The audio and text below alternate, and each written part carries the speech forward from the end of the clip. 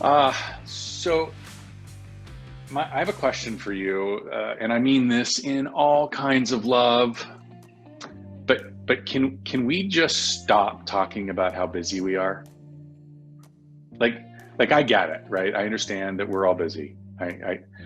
But honestly, it drives me a little bit crazy. A couple of things that drive me crazy. Number one is how, uh, like disclaimer. I understand. I get the occasional, the ebb and flood of like I'm busy. It's a season. It's a moment, right? But like all the time, I'm so busy, right?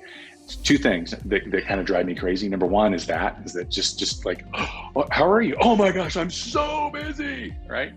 Or the I oh hey why didn't you call me? Well, I know you're busy. Neither one of those flowed, right? So I just want to have some real talk with you this morning. If I am overwhelmed, if I am so busy, what it is a lack of planning on my part or an unwillingness to live to the commitments that I've made, an unwillingness to say no. You follow what I'm saying? Right? I'm not going to get into the psychology. There's a guy named Tony Robbins that does a really good job of digging into the psychology. But what I will do is I will dig a little bit into sort of your personal responsibility, maybe is the way I would put that. That this in fact is a choice. That you have a choice about how you feel about what's going on in your life. You have a choice about how you describe it. You have a choice about what you say no to and what you say yes to. It really is a personal responsibility to the actions that are in your schedule. So I hope that means something to somebody. A couple of myth busters just quickly.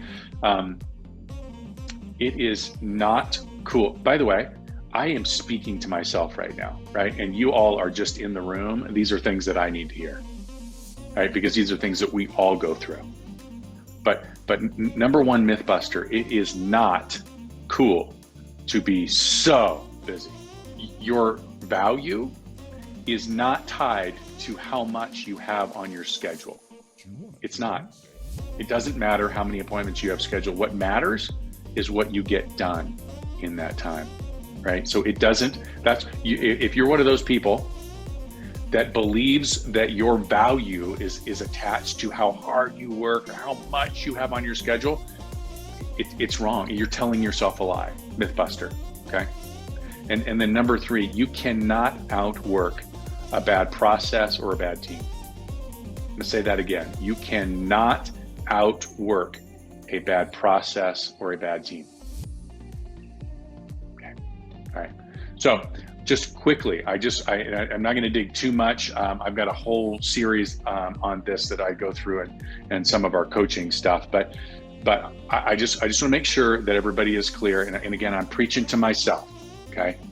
But understand, nobody wants to hear the struggles and the woes, woe is me about how busy I am and how my schedule is just so packed and like we got it. Like we understand. Like everybody has their X, their cross, their challenges, their opportunities.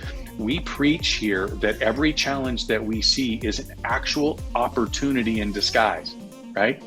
We should be celebrating these things. We should not be complaining about them, right? We need to understand that when we are complaining, we are complainers. People don't like to be around complainers. I don't know if you noticed, okay? I don't like to be around complainers, okay? I like positive people. I like people that say, hey, listen, this is my life and I'm going to take control of my life. I am not a victim. I am a victor, okay? And I am going to take control of this. And if that's your schedule and that is your time, then that's it, okay? So I want you guys to make sure that you're focused. Let's take control. Let's take responsibility. Let's take the business to the next level. Let's take your life to the next level, right? Because all of these things create anxiety and create discomfort and create disease, okay? And that's not how we're meant to live.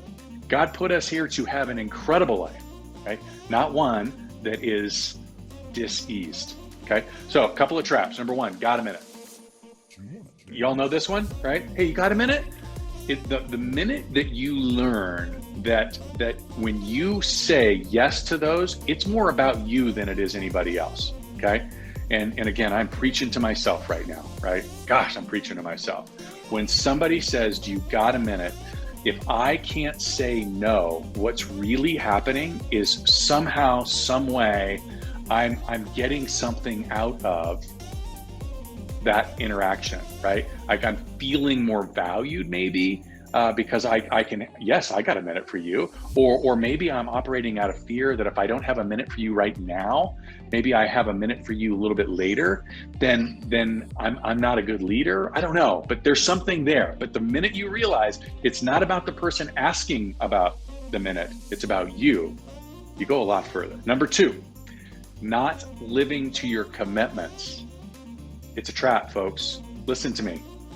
The minute you don't live to your commitments, your subconscious, I know I said I wasn't going to get into the psychology and Tony Robbins is your guy, but your psychology, your subconscious is saying, I am not a person who tells the truth. I am not a person who lives to my commitments. And the problem with that is that the next time you are forced with a decision to live to that commitment, it becomes easier and easier and easier to not live to the commitment. It's a trap. Don't do it. Don't do it, right? That's what it means to not live to your schedule.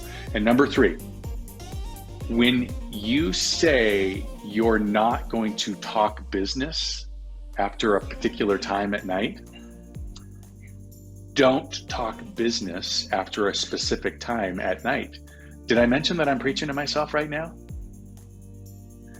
Here's the thing, you guys. I just want to, I'm going to paint this picture. If I say I'm not going to talk business after 7 o'clock at night, right? And then at 7:30, 8 o'clock, 9 o'clock, 10 o'clock, I'm talking business. I'm a liar. I did not do what I said I was going to do. I am not a person of good character. Now that's all the outwardly stuff, but the way we internalize that is the troubling part. It actually creates stress and anxiety, right? It's the stuff that sleepless nights are made of, okay? So by doing that, you're creating anxiety, you're creating more stress, which impacts everything around you, your relationships, your sleep, the quality of your sleep, your stress, and it kicks you into this fight or flight mode. You know what I'm talking about right now? Okay. By the way, folks, you are not programmed to sleep well when you are in fight or flight. The whole point is there is a saber-toothed tiger around the corner that wants a snack, and you are the snack. And so you are to stay awake and alert so that you will not be the snack. You follow what I'm saying? Right? It all builds on top of each other. So, for God's sakes, let's not be so busy. I hope that helps you guys today. And again, did I mention I might have been preaching to myself? Have an awesome day.